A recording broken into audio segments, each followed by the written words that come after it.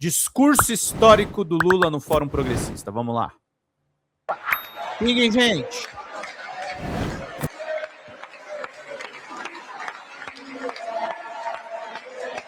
R$ 124 pessoas assistindo, gente. Vamos mandar R$2.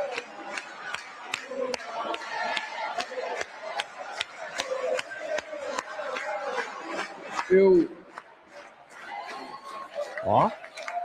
queria começar a minha fala dando os parabéns ao presidente Pedro Sanches pela organização extraordinária de um evento progressista que tenta mostrar ao mundo que a democracia não morreu, que tenta mostrar ao mundo que ninguém precisa ter vergonha de ser progressista ou de ser de esquerda. É isso aí. Ninguém precisa ter medo no mundo democrático de ser o que é, de falar o que precisa falar, desde que se respeite regras do jogo democrática estabelecido pela própria sociedade. E o meu elogio, meu querido Pedro Sanches, é pelo fato de você ter tido a coragem de não permitir que os aviões de guerra dos Estados Unidos não saíssem daqui para atirar no Irã.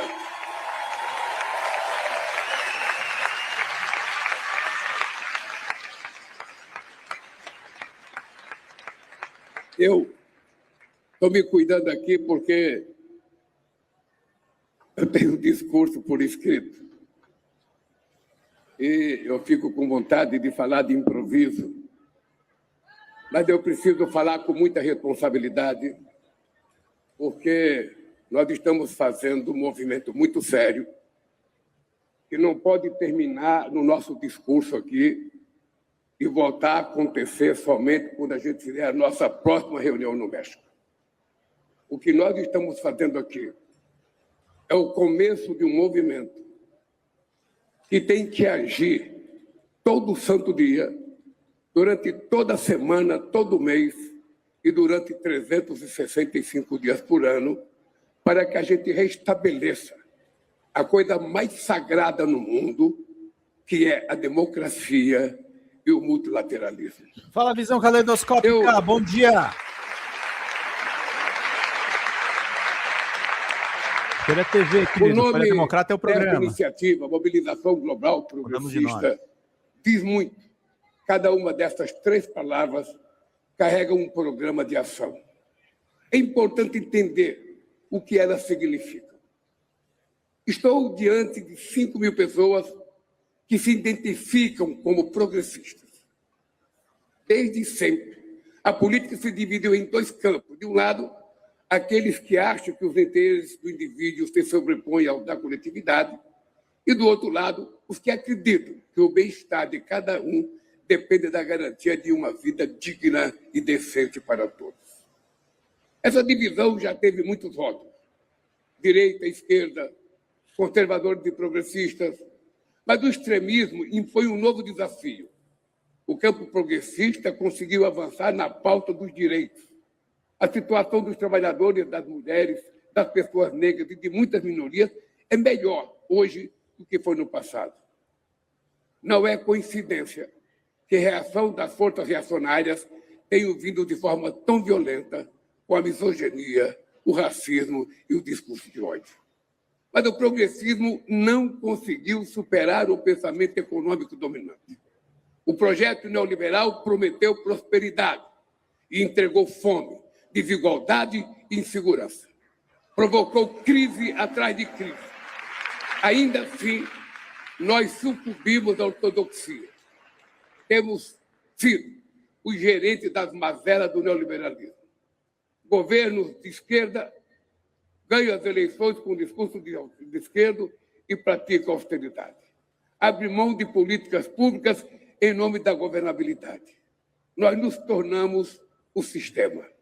Por isso, não surpreende agora que o outro lado se apresente como antissistema. O primeiro mandamento para os progressistas tem que ser a coerência. Não podemos nos eleger com um programa e implementar outro. Não podemos trair a confiança do povo, mesmo que boa parte da população não se veja como progressista. Ela quer o que nós propomos. Ela quer comer bem, morar bem, escola de qualidade, hospital de qualidade, uma política climática séria e responsável, uma política de meio ambiente muito dura. Ela quer um mundo limpo e saudável. Um trabalho digno, com jornada de trabalho equilibrada, um salário que permite uma vida confortável. Parece autocrítica mesmo. A extrema-direita soube capitalizar o mal-estar das promessas não cumpridas do neoliberalismo. Penalizou a frustração e um sinal que o quarto governo pode ser melhor. Das pessoas inventando mentiras e mais mentiras. Falando das mulheres, falando dos negros, falando da população LGBTQ+, falando dos imigrantes, ou seja, tudo que é pessoas mais necessitadas passa a ser vítima do discurso de ódio que essas pessoas fazem. O nosso papel é apontar o dedo para os verdadeiros culpados. Um punhado de bilionários concentra a maior parte da riqueza mundial. Eles querem que as pessoas acreditem que qualquer um pode chegar lá. Alimentam a falácia da meritocracia, mas chutam a escada para que outros não tenham a mesma oportunidade de subir. Pagam menos impostos ou nada. Exploram o trabalhador, destrói a natureza, manipula algoritmos. A desigualdade não é um fato, é uma escolha política. O que faz nós, progressistas, é escolher a igualdade.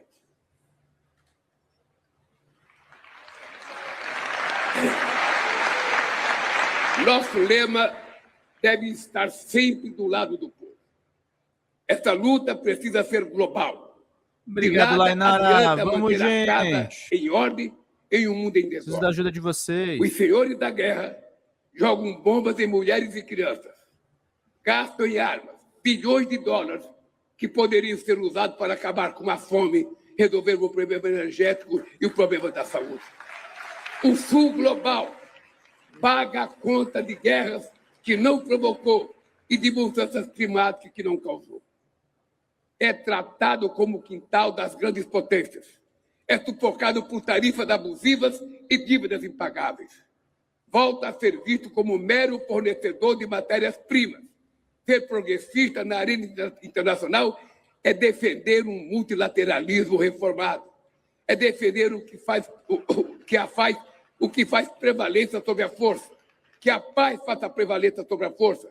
É combater a fome e proteger o meio ambiente. É restituir a credibilidade da ONU, que foi corroída pela irresponsabilidade dos membros permanentes. É criar um sistema em que as regras valham para todos, em que países desenvolvidos em desenvolvimento estejam em pé de igualdade no Conselho de Segurança, no Banco Mundial, no FMI e na Organização Mundial do Comércio. Esse não é um esforço só de governos. A internet se tornou um campo de batalha. Disputar as redes virtuais é uma tarefa incontornável, mas a disputa tem que ir além das telas. Tem que ser levado para as universidades, para as igrejas, para os sindicatos, para as associações, para os bairros e para a sociedade como um todo. A extrema-direita grita, mente e ataca. Não podemos ter medo de falar mais alto e com muita responsabilidade.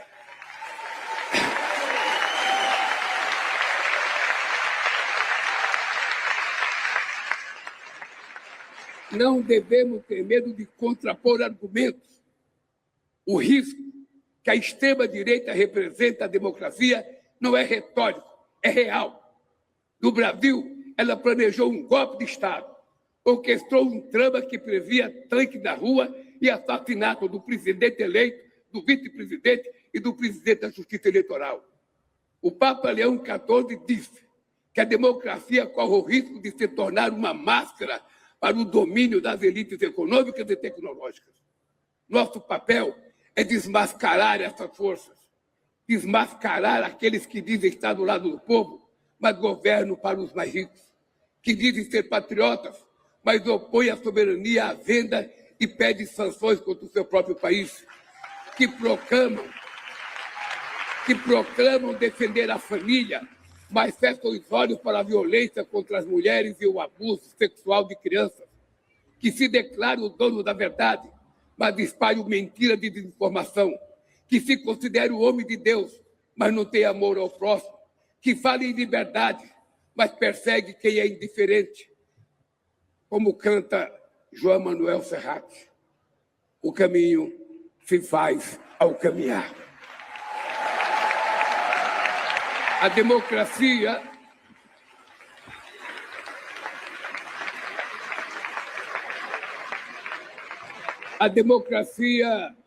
não é um destino, é uma construção cotidiana. Ela precisa ir além do voto e trazer benefícios concretos para a vida das pessoas. Não é democracia quando um pai não sabe onde tirar seu próximo prato de comida.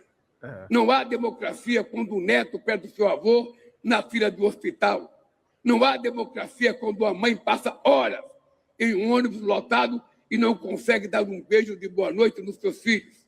Não há democracia quando alguém é discriminado pela cor da sua pele, quando a mulher morre apenas pelo fato de ser mulher.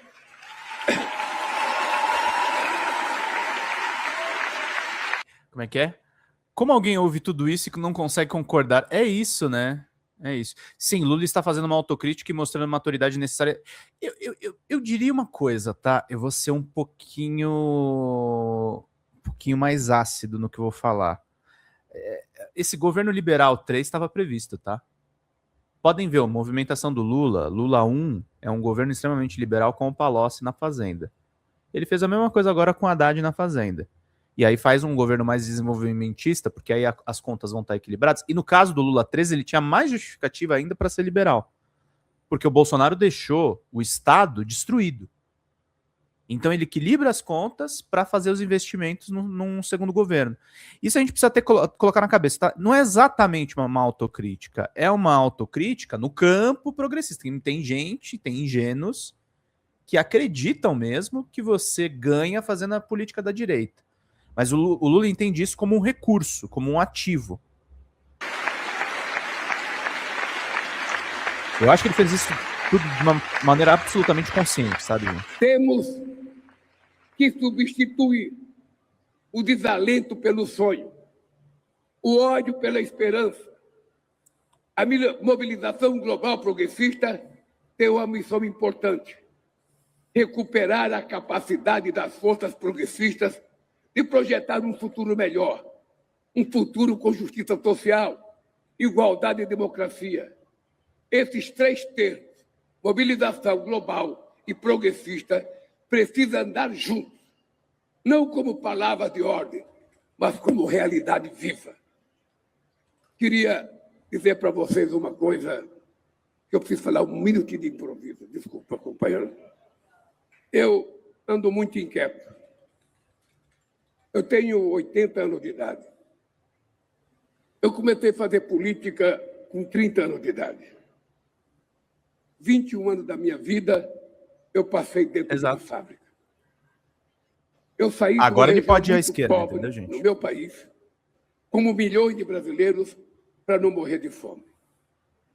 Fui comer pão pela primeira vez com 7 anos de idade. E aprendi Vamos fechar essa meta, muito gente. tarde. Chamem os amigos para colaborar. E quando eu aprendi política, eu aprendi porque eu descobri que dentro do Congresso Nacional não existia representante do povo trabalhador, que eu imaginava que era a razão pela qual existia a classe política. E graças à democracia no meu país, que nós implantamos depois de derrubar 23 anos de regime militar, só eu fui caçado 2 vezes como presidente do sindicato. Graças à democracia, pela primeira vez no país, o Brasil elegeu um operário presidente da República sem diploma universitário, apenas com curso técnico, sabe, de torneiro mecânico. E eu queria ser eleito para provar que a inteligência não está ligada à quantidade de anos de universidade. A isto está ligado o conhecimento. A inteligência é uma coisa mais sagrada que a gente conquista no aprendizado dentro de uma fábrica ou com a sociedade brasileira. Tudo que eu sou na vida, eu devo a uma mãe que nasceu e morreu analfabeta. Grande Dona Lindu. Morreu sem saber fazer um O com um copo. Mas o que eu sei de caráter e de defesa de comportamento, eu aprendi com essa mulher. E por que eu estou dizendo isso para vocês? Porque eu aprendi na vida política, admirando a democracia americana. Eu acreditei muitas vezes que os Estados Unidos era o país da oportunidade. Quantos milhões de brasileiros foram para os Estados Unidos? Eu nasci na política no momento de uma Guerra Fria e nós não queremos mais Guerra Fria com ninguém. Nós não queremos Guerra Fria entre a China e os Estados Unidos. Nós queremos liberdade. Nós queremos livre comércio. Nós não queremos protecionismo. Isso. O Trump empurrou o Lula para a esquerda. A esquerda progressista foi vítima. Pinguem, gente. Do discurso do consenso de Washington. Sim. Muita gente nova aqui não se lembra. Mas quem tem 80 anos como eu se lembra. Porque já tinha bons anos nos anos 80. E eu agora fico analisando o que está acontecendo no mundo. O que está acontecendo no mundo é que a querida Nações Unidas, que foi criado depois da Segunda Guerra Mundial, que criou um Conselho de Segurança com 5 membros permanentes para cuidar da paz, para cuidar da cordialidade, da fraternidade, se transformaram em 5 senhores de guerra. Porque o Conselho de Segurança não permite que as coisas aconteçam.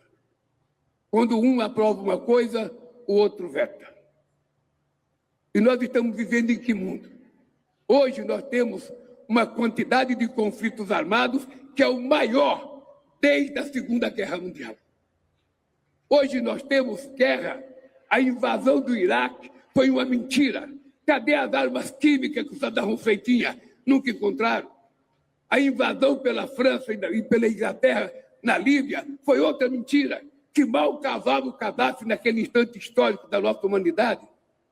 A invasão e o genocídio que foi feito por Israel em Gaza é outra mentira muito grande.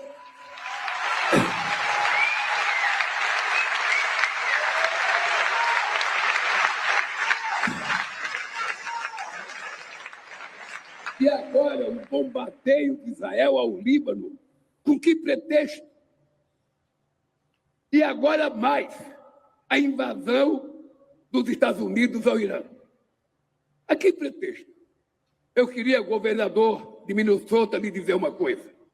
Em 2010, eu fui ao Irã, junto com a Índia, junto com a Turquia, negociar com Ahmadinejad o acordo para que ele não pudesse enriquecer o urânio acima daquilo que o Brasil enriquecia para fins pacíficos.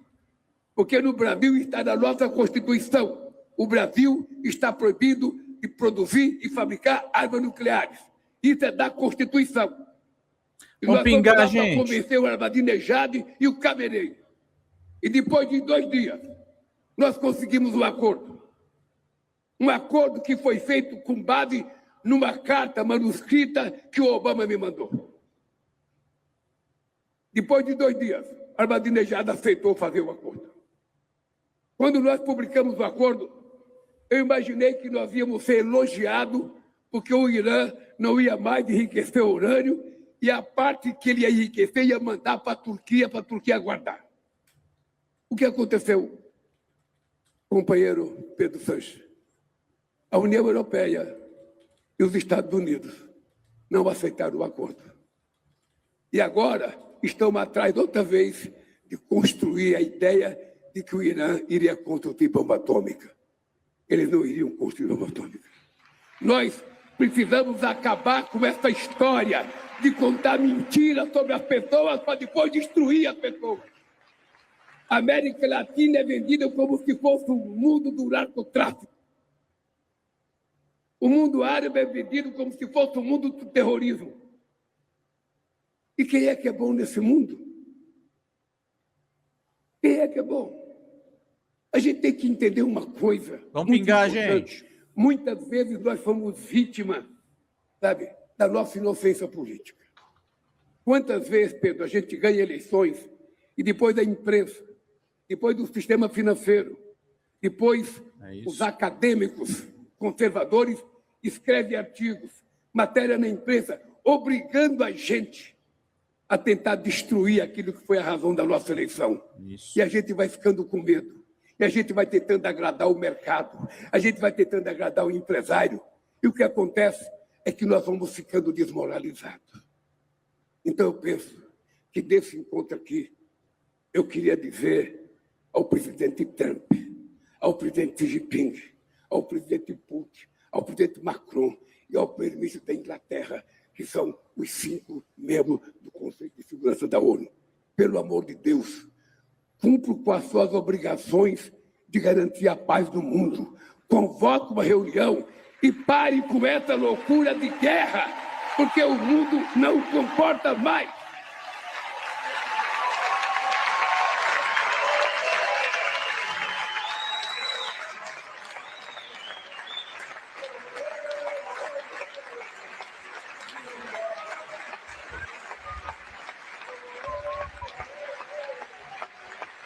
$155, gente, é o que falta. Nós não queremos muito. O povo pobre não quer muito. Ele não quer nem tomar as coisas dos ricos. O povo pobre quer ter direito ao emprego decente. Deveria, mas não quer mesmo. Ele quer ter direito a um trabalho decente. Ninguém, gente. Ele quer ter direito a morar numa casa boa. Ele quer ter direito a estudar. Ele quer ter direito que o seu filho possa ser doutor, igual o filho do seu patrão, igual o filho da sua patroa. Ele quer o direito de ter um sistema de saúde decente. É a única coisa que nós queremos e tudo isso está na Bíblia. Tudo isso está na Constituição de cada país. Tudo isso está na Declaração Universal dos Direitos Humanos da ONU. E por que não se cumpre?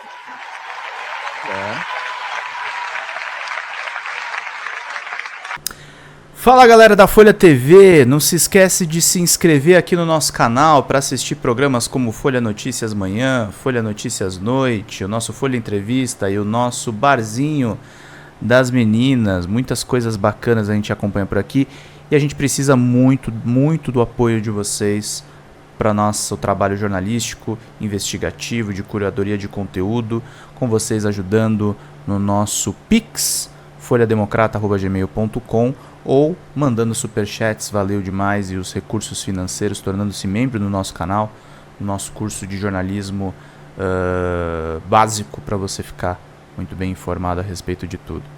Queridos e queridas, muito obrigado pela presença de todos vocês, vida longa e próspera, cuidem-se, cuidem dos seus, e não esquece de se inscrever aqui na Folha TV. Até mais!